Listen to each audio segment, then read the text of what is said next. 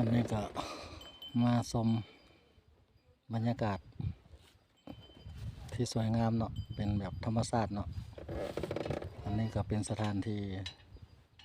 ทางเขากงโลเนาะเป็นสถานที่ทางเขาทองกงโลเนาะจะมีภูผาแบบธรรมชาติสวยงามเนาะเพื่อนเนาะบ่าวพ่อยก็เดินทางออกมานอกกระลายเติบแล้วเนาะนี่ก็พี่น้องได้ชมธรรมชาติแบบบรรณาเนาะมีไห่มีหัวมีสวนเนาะพี่น้องเนาะธรรมชาติก็เป็นสวยงามดีพี่น้องอันนี้คือสถานที่ทางเขากงล้อเลยแหละ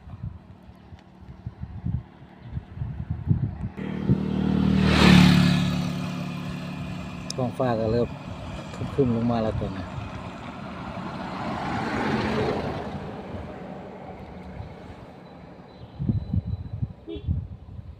คือว่าฟ้ามันมืดตรงนี้เนาะ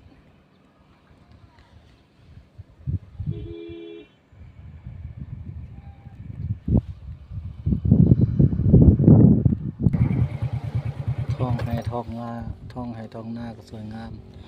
พี่น้องเนาะเป็นธรรมชาติที่สวยงามที่สุดเลยพี่น้อง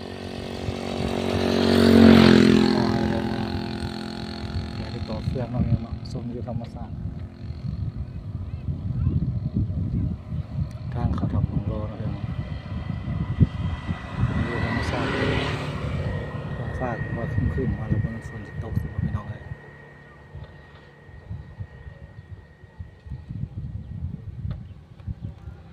สมอยู่ธรรมชาติเหมือนกัน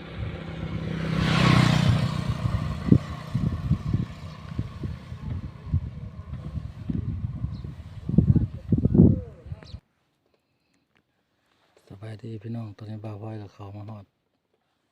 ทำน้ำนอนเลยเนาะพี่น้องมาเห็นจักเทื่อมาเบิ่งทำน้ำนอนบ่าวไว้กับมาบ่จักเทื่อนะพี่น้องตัวนี้ก็เป็นทำน้ำนอนเลยพี่น้องผู้กระสูงสุดเลยพี่น้องบ่าวไว้ก็บ่ได้ขึ้นมาจากเทื่อบ่ได้เข้ามาสั้นที่สุดเลยสถานที่นี้เนาะมาพอกับมาบ่ฮอดจากเทื่อมื้อนี้ก็ได้ว่ามาฮอดก็เลยว่ามีโอกาส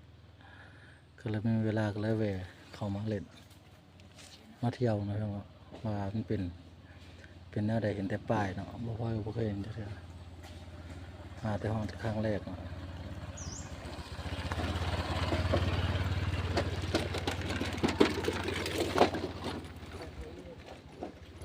นี่ก็เป็นแหล่งท่องเที่ยวเนาะก็ออกจากถ้ำของรอมาเนาะที่คณะเกี่ยวมาพอกับมาหัวตะเกียบมันมีโอกาสไล่แหวกเขามาเบิ่งเวลากับนั่งเล่นแน่หน่อยนึงเป็นแบบธรรมชาติกันพี่น้องเลย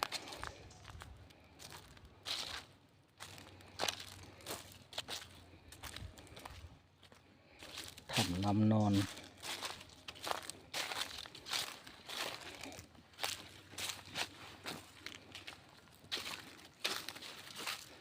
อันนี้ก็เป็นที่ว่ากล้องทำนะทำน้ำนอนนะตัวเองเนาะบ่พอกับมาหลายเทื่อหลายที่ทำกองล้อก็เลยก็เห็นอยู่ป้ายแต่ว่าบ่มีเวลาเขามาเว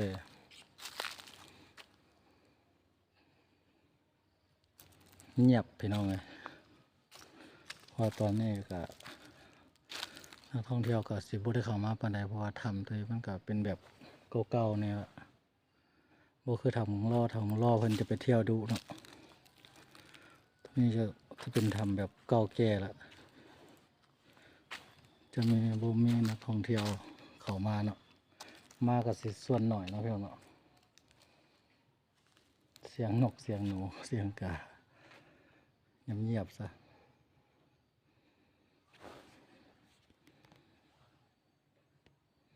ตัวสัตว์ก็หลายพี่น้องตัวจ้อนตัวแจ้นก็มีนกตัวฮอกก็ในแล่นจุดๆจัดๆอยู่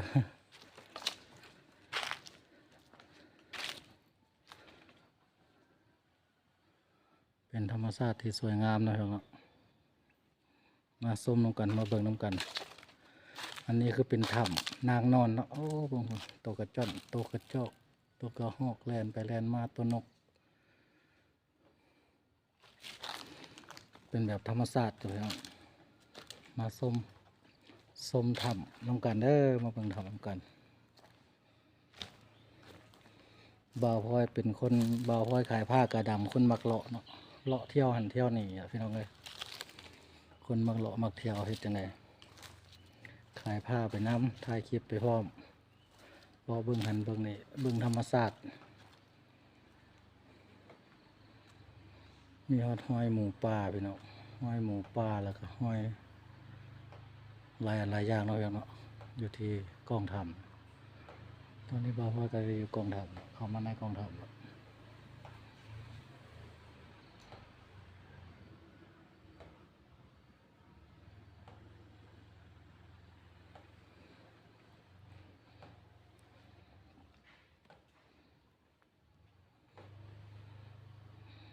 ธรรมชาติสวยงามพี่น้อง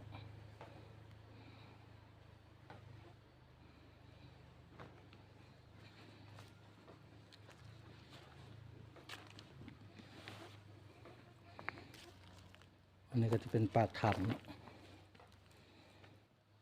ปากถ้ำน้ำนอน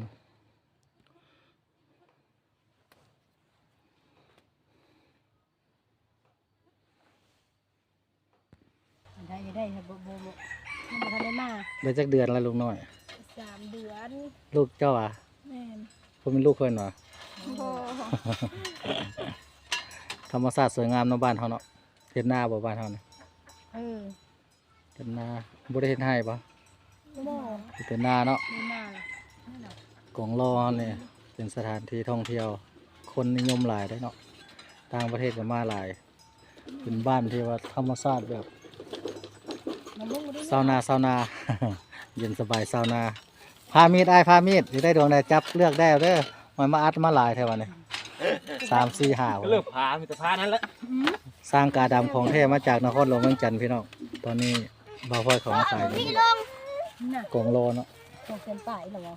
ส่งเสร็จป่ายผู้ ออกมาจากทำน้ำนอนแล้วก็เลยมาไปขายผ้าให้ลูกค้าเห็นป่ะบุมีขนมได้เนี่ย มีแต่ผ้าแต่มีดได้เนี่ยลูกสาวอ่ะ เออลูกสาวล่า ลูกสาวลามันจะมาซื้อมีดซอยเบิ่งดูนี่ลูกค้าเนี่ยลูกค้ามาซื้อมีดซอยมีแตะพูกางเกงดูสิเสื้อลายกายอะกาซาดไทยก็มีนี่เบิ่งดูนี่สิมาซื้อผ้าเพิ่นมาเลือกมีดพุ่นน่ะ คิวเอา เพิ่นสิมาซื้อมีดเพิ่นมาเลือกมีดพุ่นเมากันมาเมื่อกี้2 3 4อัดกันมาเลือกผ้าน้ำบ่าวพลอย ก็เลยพาใส่ มาซื้อผ้าพี่น้องมาซื้อผ้าตอนนี้บ่าวพลอยก็ฮอดตลาดคูนคำบ่เนี่ยลงที่ตลาดคูนคำนะครับแต่ฮอดออกจากกงล้อมาก็ฮอดตลาดคูนค รถถังเมืองเลยเล็กซ้ำนั้นเลย ำมาฮอดตลาดคูนคำโอ้เมื่อยพี่น้องเลยพยายามต่อยจักไม่ยัง บนเลยตัว ลงตลาดคูนคำเลยครับตอนนี้บ่าวพลอยลงตลาดธรรมชาติก็เวทก็เริ่มค่อยคำมาแล้ว